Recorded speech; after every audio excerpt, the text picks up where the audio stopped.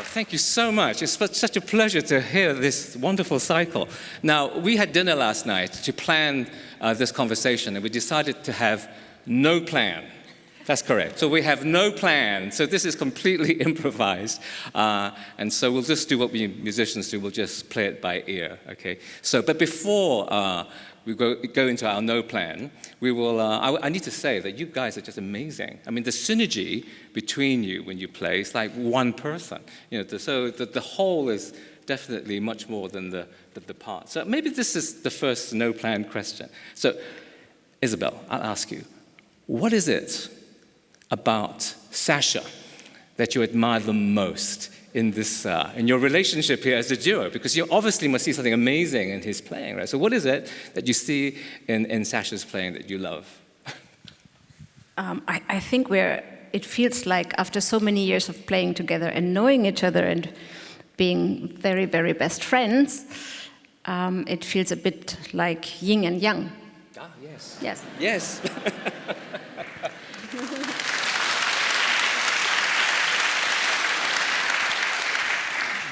I can't imagine another pianist partner who could fill me with so much joy and passion and curiosity, and also criticism in the positive way.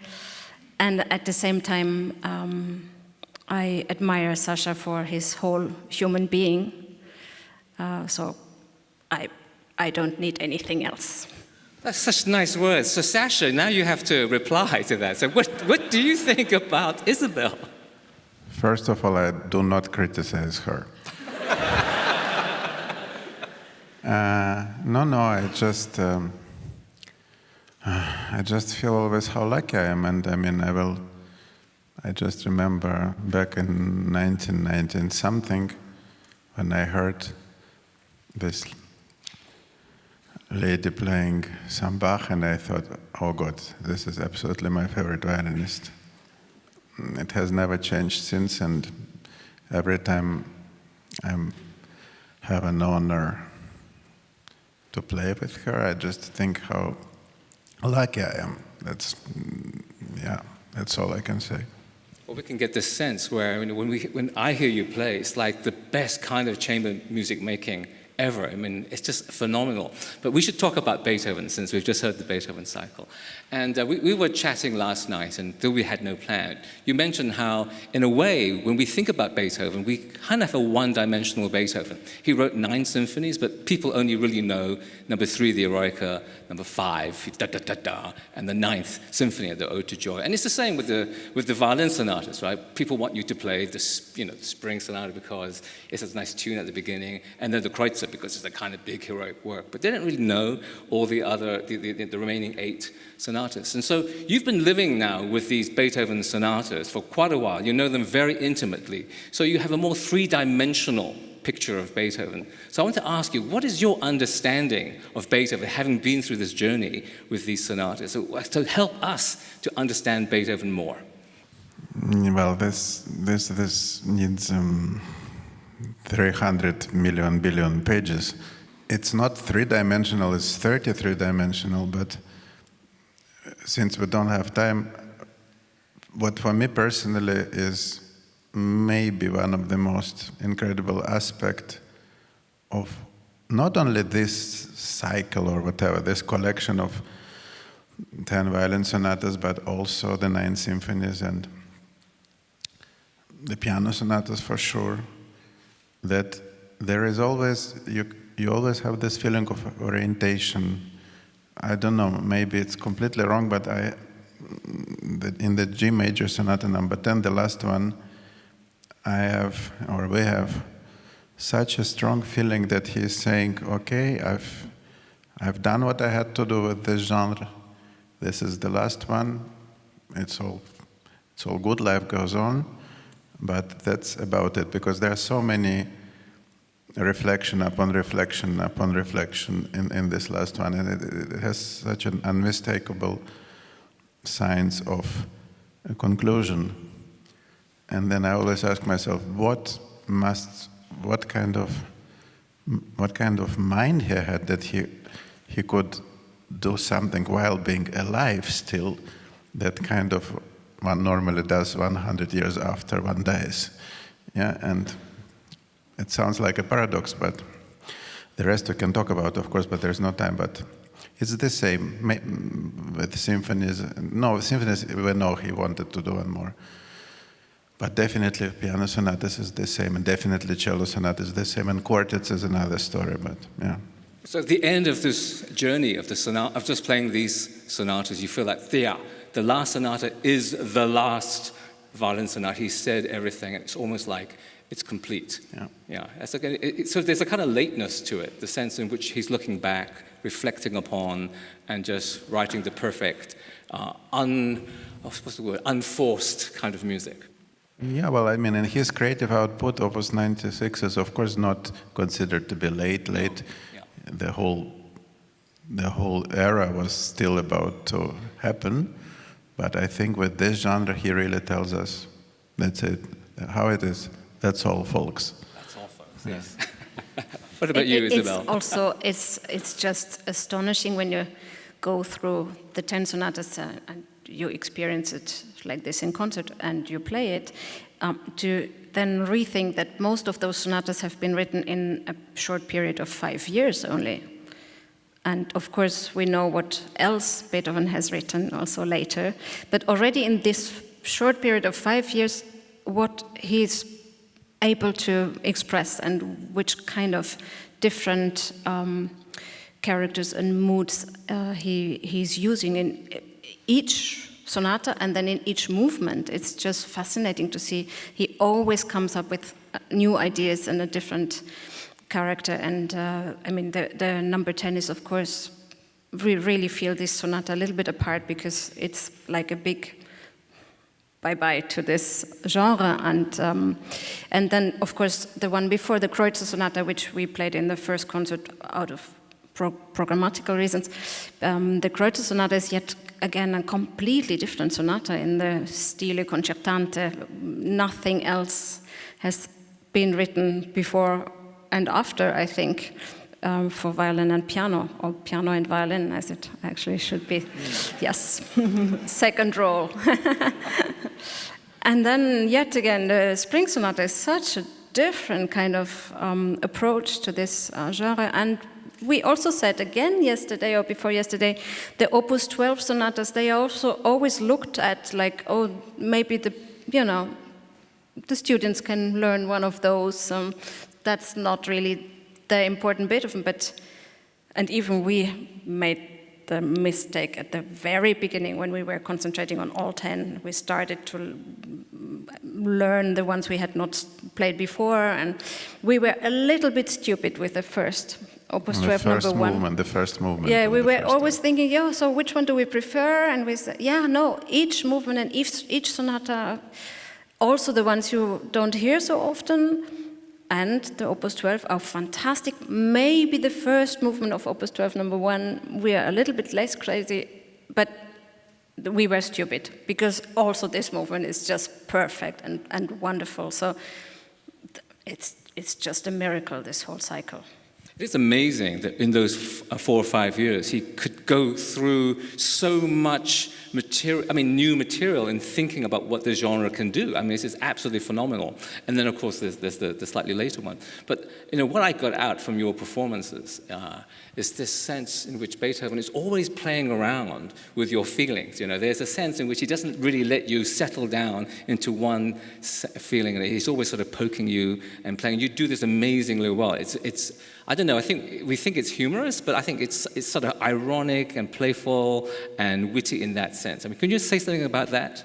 Well, it's amazingly detailed what he writes for the time. Am I wrong? I think he's one of those at his time who writes so many details, so many little accents, different kinds of accents, dynamical details all over. So from one bar to the next, he apparently feels very often in a different mood. And yes, I think he tries to get you a little bit off the rail very often. So I think it's extremely critical with this music to really, really look very, very carefully what he actually wrote.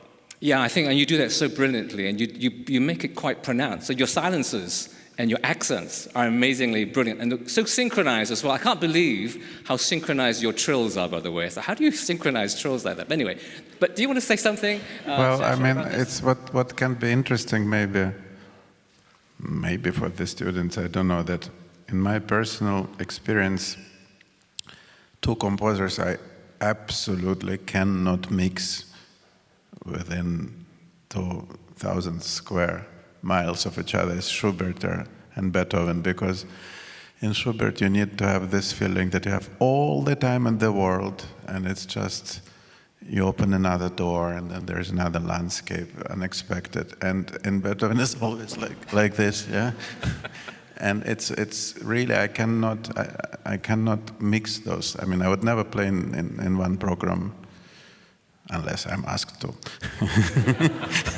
I would never play the two composers because it's almost, it's not a contradiction that Schubert loved him so much. It's clear, absolutely clear why. But it's the feeling of time with Beethoven it's restless always. And when he makes an effort and writes a melody, and not a motive, but a melody, and makes this colossal effort, like in the Spring Sonata or a Pastoral Symphony, to actually sit still for 5 seconds, then it becomes even more touching because of this otherwise restless property.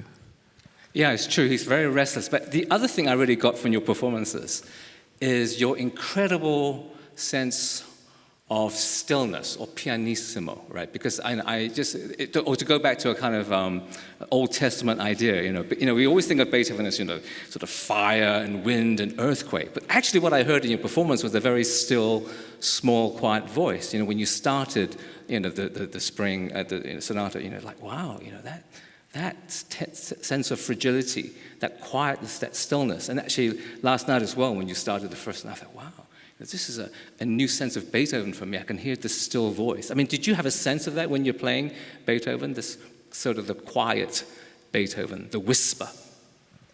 I just have the feeling that he's actually using the whole palette. So why should we always be the stormy Beethoven and the angry bird Beethoven when this music shows so many other things? So I think we have to bring out all of it, not concentrate on one mood.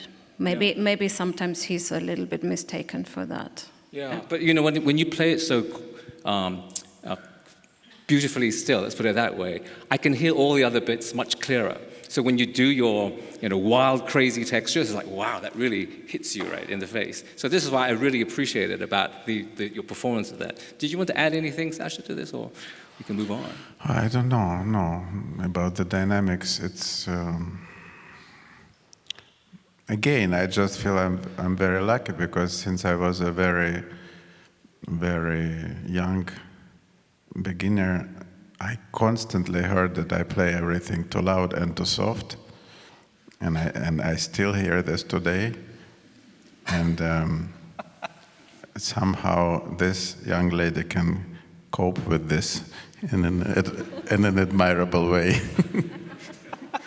But I love that about your playing. It is amazing because the kind of technique demanded of that is incredible. But maybe I can ask you a question about the way you shape some of the textures, because Beethoven is very much a composer who writes many, many, many textures, and you can hear all these things that he's weaving together between the piano and violin. And I noticed that sometimes, for scale passages, you just stick your pedal down like this and then let this sound resound. Some of the chromatic passages in the last sonata we heard, you would keep the pedal down and you would hear this resonant sound.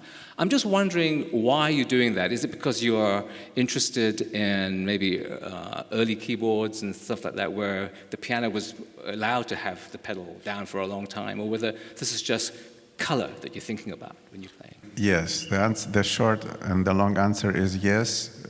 Beethoven, his pedal indications are, if one takes time and understands what he means by this, there are not too many unanswered questions. If you also read what Czerny said, so what does it actually mean? And on modern piano, with this phenomenal ability of modern piano, which unfortunately many pianists don't use. But what you described, I was maybe pressing it like 1/8.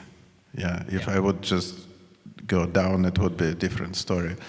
But what I find phenomenal thing with the Steinway or modern piano, that unlike old pianos, you really have all those thousands of gradations. So whereas some other aspects of sonority of old piano, you have difficulties replicating.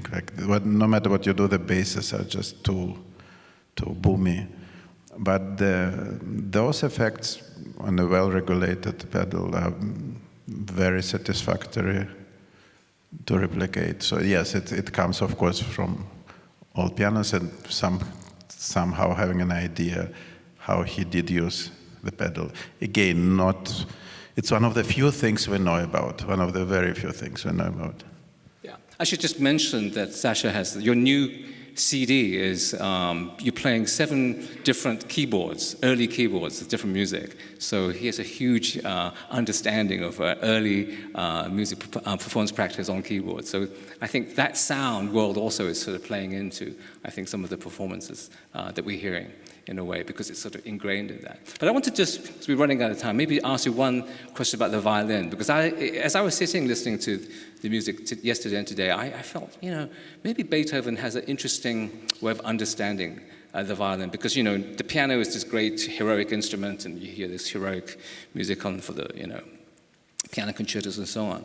But with the violin, he tends to have this idea that, it's a kind of small instrument, but very powerful, but it's fragile at the same time. So when you play something like the violin concerto, it's heroic, but it's a different kind of heroism. It kind of has that a huge lyricism about it. It expands a long, long way, right? It's thinking massive expanses.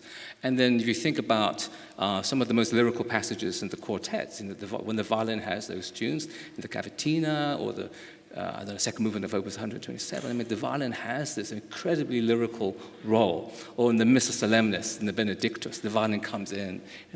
I'm just wondering, do you think that Beethoven has a particular sound or vision of what the violin does? In other words, he's inspired by the violin as a kind of expressive force in his music that's different from a lot of the other music that he's writing for piano. Well, first of all, he was a violinist himself, so he knew the instrument very well, and he was anything but an idiot. So he knew how to use this instrument in its best and its varied way, and he knew great violinists, several of the greatest at his time. I'm thinking of Kreutzer, obviously. I'm thinking of Rode also, and several others who all had their own style of violin playing. So the violin concerto he wrote for the violinist who, in a very specific style, which was apparently the style of this violinist, very noble, very elegant playing, light playing, nothing too huge in sound. And you can see, if you look at the violin concerto, it's exactly, I can imagine, written for this kind of violin playing. But if you look at the Kreutzer Sonata, you can also see this is written for another violinist. So I don't think he wrote all his violin music in a specific style. Also, if you look at the quartets, of course, you have, the late quartets anyway it's not so much about violin anymore. It's really, about something else probably.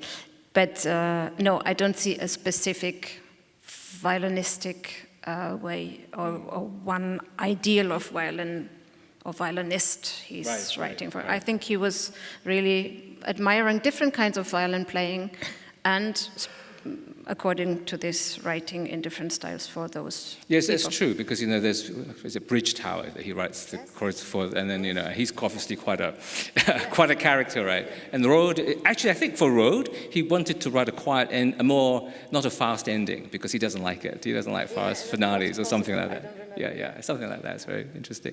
I think we've run out of time, but I just wanted to ask the audience whether, having heard the Beethoven cycle, or just one of these concerts, whether it's changed your understanding of Beethoven. We can do we love audience surveys, but nobody ever answers them, but we love them. So maybe if it's changed your view of Beethoven, can you put up your hand, all right? So, and actually, let me do it this way. It's better. Put up both hands if the concerts have changed your view of Beethoven, and if it hasn't, you have to put a cross like this. So you can't not put your hand up, okay? So put up your hand if it has changed like this, if it has changed your view of Beethoven, and put your hand this way if it hasn't. Now, do it now, please. Yes, yes, yes, yes, yes. I think you made a difference in Hong Kong. That's terrific. That's really good. All right.